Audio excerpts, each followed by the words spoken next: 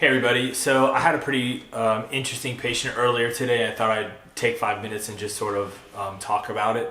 So I have a patient who has been in chronic pain for probably longer than I've been alive. He was a firefighter in the 70s, fell through a roof. I mean, just all kinds of like terrible things.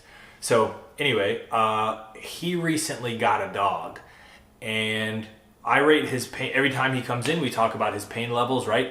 On a scale of 1 to 10, about where you're at, blah, blah, blah. So anyway, he gets his dog named Rocky the other day, and I'm asking him how he's feeling. And since he's got the dog, his pain levels have been down a little bit. So that's really interesting because, you could say, well, his pain levels are down because he's got a buddy, or maybe they're out walking around, or, doing some physical activity. Like, there's a lot of potential answers to why, and reality is probably a little bit of everything.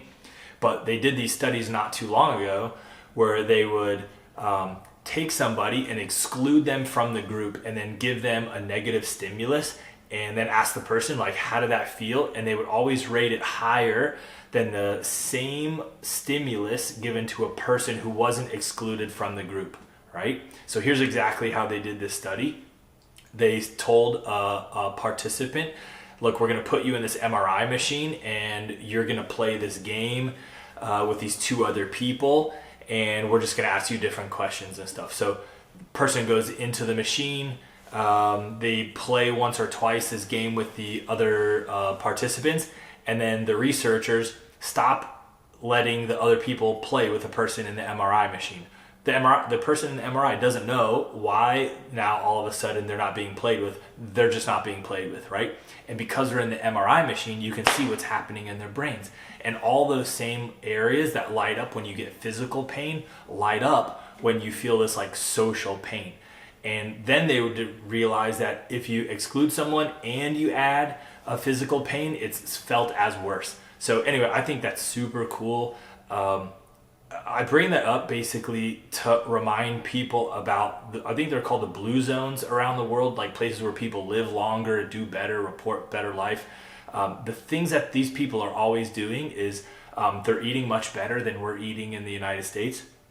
They're walking. They're not doing like huge physical exercise, like carrying heavy loads and stuff, but they're just walking everywhere they go. And the third thing is that they have really tight social connections.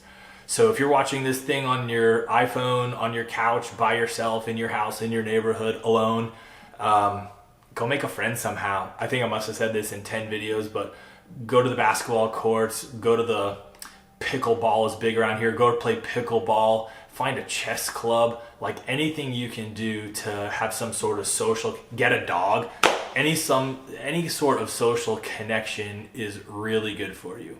If you have to do it over the telephone, that's not as good, but it's better than nothing. Maybe you should like FaceTime your mom in Colombia or Nebraska or wherever. But, just do something to sort of feel like more in the group, and you'll notice that your pain should go down.